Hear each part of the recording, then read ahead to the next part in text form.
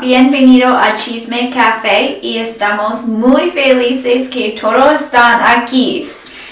Buenas tardes todos. How is everybody doing? Hope everybody's doing well. I know we are getting a cold front coming in, so hopefully everybody's staying warm. But do know that cold fronts mean very quiet ski resorts. So, just so you know, keep that in mind with the next cold front that comes in. With announcements, we really have nothing lined up, just more of getting ready for next week, because we'll be out in Idaho and Utah.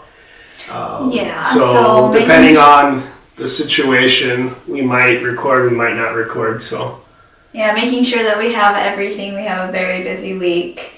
Don't want to forget things because, I mean, worst comes to worst, right? You buy it at a store, but if you have it, I mean, you just don't want to buy it.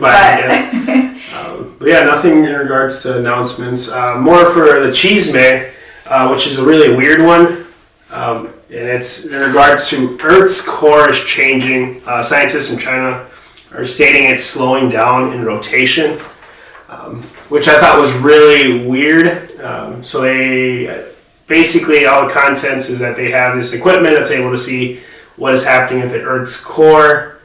They really don't know like what is going to happen if it does slow down or if it changes rotation.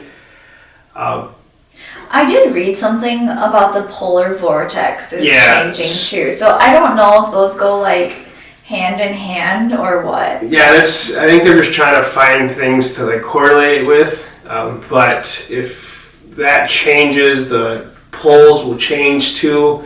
It's like this big thing, which I'm not very. I'm a scientist, but that's just not my genre of like interest. So I don't really like to dissect it and pull information out. But I thought that was just really interesting. So we'll continue on to see if they actually pull out any more information and if there is actually negative side effects to expect. Huh. Interesting. The other Chisme, if you live in Eau Claire, Wisconsin, they are getting a Jersey Mike's. And we've been, and it's pretty good. Yeah, so I mean, it's just another sandwich shop. Like, I would say, I think one of the best ones that we've been to is not Jersey Mike's. Even Stevens. Even Stevens is good. Yeah. But that's on the West Coast. Yes. Yeah. So. But Herbs and Gerbs is good here. That's. But yeah, Morgan doesn't eat gluten, so we have to find places that actually serves gluten-free bread. And all the gluten-free bread is not the same. No, trash. They are not created equal. But even Stevens has a good gluten-free bread. So. But yeah, you just learn along the way tips and tricks. But yeah, that's kind of Chisme. I know another thing is that we did end up going to Duluth. We did end up going to Spirit Mountain. Yes. So definitely a legit resort. And that one was really fun. I didn't expect it to be that fun, but it was. I mean, it was cold, right? But there was really quiet. And I have like a lot of rolling hills, so you can carve, you can do tricks, you can do kind of like all the things that we really like to do. So it was a good resort. Yeah. So aesthetically, that one's probably the best one, I would like to say, just because you are on top of Lake Superior. Mm-hmm. So the view is actually, it's not something you get to see every day. And as Morgan was saying at the beginning, when the cold fronts come in, cold weather means lighter people at the resorts because it was 0 degrees. We did have to strap in a lot more layers on just to stay warm. Right. I think I was in like leggings, sweatpants, and then I had like 4 like t-shirt layers and then like my coat on. So definitely have to bundle to stay warm. But once you get active and going, it wasn't too bad. Yeah. No, there was we did respect. There were some kids. There were some very huge jumps. I mean, like very large jumps. Very large. Young kids just sending it off and landing them, so it was really impressive to see. It's always amazing to me to see like kids doing that, and I don't know if it's just they have no fear in life and they don't know all the things that can happen if they go. They don't have to worry about going to work the next day. So. Right, they just have to worry about their parents paying for their hospital bill. But no, I'll upload some clips of the area. We definitely got some good content on the GoPro. But another. No, I mean I have Chisme too. Oh yeah. Okay, so my one Chisme, but scientists, archaeologists, may have found the oldest mummy in Egypt. Nice. And he was in like a 25-ton tomb with a 5-ton lid on him. And he was like embalmed with all of the gold. Interesting. I think the article said it was like 35. He was like 35. I saw years old? 35 years old when he died. He passed away. So I'm sure back then it was probably pretty old. I don't know. I'm assuming so because the age or long life expectancy has increased due to medicine and medical all research. That. But I did see an article about how they put him through like a CAT scan or something. I didn't read it, but yeah, I should have looked at that because I think there's probably some cool things that they found in that too. So. Yeah, it's always interesting to see what they pull out for information on,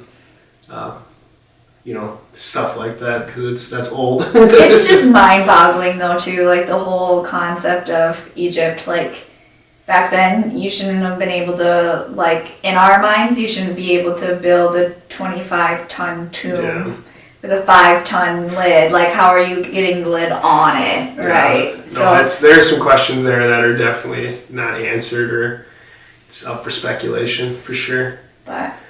But I guess the other one is that we did end up finding a cool little resort. Oh yeah. In Wisconsin, actually, it's like 53 miles away of Eau Claire, Wisconsin, south-ish. Southeast. Yes. So if you're, we went this morning. We were out there for a while. It was cold just because the temperature's cold. But if you are wanting to learn to ski or snowboard, that's probably the best place for your budget. Price-wise, yes. Good place to learn because it was only like $30 for the day pass and then $15 to rent skis. I'll let you talk about the terrain, but yeah, no, it's definitely a good spot if you want to learn, just based on price. So it was nice. The terrain, on the other hand, was all over the place. You had very steep stuff. There were some true blacks. Yes, yeah. So on our last run, we took a double black, which if you're in the Midwest, you kind of laugh. But no, this was legit. It was definitely creek, very tight, and if you don't know what you're doing, definitely very difficult to get down. Right, but I guess there were those two that were blue, and they were a little bit more easier, but to set this whole scene up for you, it was kind of like getting into the bluffs area of Wisconsin. So this resort sits within a bluff. Yeah. So that last one was in between two bluffs, and it was all moguls. You were trying to get down, but it was fun. It was really a good time. Yeah. No, and we'll post some content on it. We did get some good videos. They did have some good jumps, good terrain. Very empty. So we did talk to the person that puts you on the lift. That's the lifty. And he said it was busy. And when Morgan and I thought of busyness, it was literally you rode down, hopped back on, maybe waited a second, 2 seconds. I mean, the reason why we waited the one time was because the lift was down. But definitely almost fell off of the lift when I was trying to talk to this man. So just be careful when you're trying to talk to a lifty, I guess. It's definitely a interesting spot. But no, definitely recommend it. It's called Bruce Mound. Bruce Mound, yes. So definitely check it out. Look how things are going.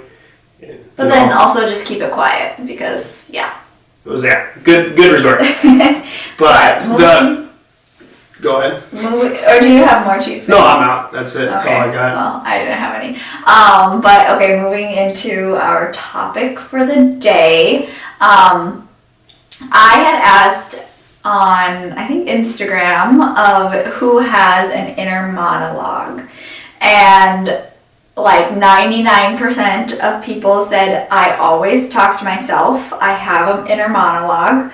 And then there's 2 people who answered no, or what is that, which I don't know if the what is that was just a joke, but majority was yes, you have an inner monologue. So that is our topic. It's really crazy to think about of just all the different things of how people think. So I know you did some research. If you want to talk about that first, and then we can go from there. Yeah, so there's different ways of thinking, how people process information, or inner monologue is you talk to yourself. You have a way to talk, and it's like a little person on yourself, and you're talking to yourself. There's 4 other categories that are classified. Don't remember the terms. Let me look here really quick. But Morgan pulling up. But one of them is that you use images to talk to yourself, and you are thinking and processing with images. The second one is the information's all the way down. But there's just different ways that you think and process when you're talking to yourself. I know a lot of people inner monologue, so they do talk to themselves. When I was looking at some research, 30 to 50% have an inner monologue. Yeah, so there's 30-50% that do talk to each other themselves. But there's also people that have never experienced that. So there's people that don't talk to themselves, that don't actually have a little person or have a mind effect when they're talking to themselves. That's very rare. There's also I don't know if it's a disease, but there's a classification if you're not able to imagine things. The article was saying that if you're not able to process information in the sense of you're not able to remember a vivid image, there's some studies and some research actually going into why you can't do that information. So I can't find the other ones, but the study that the disease or whatever you're talking about is aphantasia. I'm sure I'm saying it totally wrong, but yes. It says that it's an inability to see visual imagery in one's mind. Also had weak or completely absent inner monologues, which researchers called aneurysm. But I'll let you try to find those. So, like Christian mentioned, some people are always talking to themselves, which I'm one of those people, and it is super bizarre to me when I hear of people just not talking to themselves, because it's constant, always talking through conversations, always talking through what can go wrong, what can be good, even when sometimes when I'm doing things that I really need to focus on, I can just shut my mind off and not think about anything, and that's when I get in a really good groove of just being able to get things done. But it takes a while for me to get in that groove. But you, on the other hand, don't talk to yourself. Yeah, I don't really have an inner monologue. I don't have a situation where I talk to myself or tell myself what to do or have a conversation with myself. Morgan did bring up of how do you do something and just kind of just do it. So I don't really process words or anything in the sense of trying to talk myself through it. I just kind of do the actions. So that's kind of how I do it. And you, and I asked you before this, just if you're sitting there not doing anything, what do you do? And you just your mind's just blank. Yeah, it just turns off. It's just not thinking about things, where I'm, on the other hand, always trying to think of things, which it has its downfalls. And maybe, did you mention this of some of the cons around? No, not yet. So, some of the cons with inner monologues are you tend to be a little bit more self-critical. But one of the pros can also be you're a lot more self-aware because you're thinking through your emotions. Yeah. Where you just have to balance that, right? Of just making sure you're not too hard on yourself and what you are saying to yourself is true. But I did find the ways of thinking. So you have inner speech, which is kind of basically the same as inner monologue. Your inner seeing, so imaging or images in our minds that doesn't match what we're seeing in reality. So just the example they give is conjuring an image of a place you want to vacation. Okay. Unsymbolized thinking. So without employing words or images or other symbolic methods. So this is what the example on this one is like brushing your teeth. You kind of just do it. You don't really tell yourself to brush your teeth. Mm-hmm. You kind of just do the motion, which I think is what I do for the most part. I kind of just do the motions or do the actions and kind of go from there. Feeling, for example, acknowledging that you're feeling overjoyed after getting good news. So acknowledging that you're happy. But I don't know how that one works out because I don't think if I'm happy, I don't tell myself, hey, you're happy. So that's interesting. Yeah, I don't either. Sensory awareness. So using your sensory for environment while not thinking about others. For instance, on a windy day, you may feel the wind and the way it makes your clothes feel.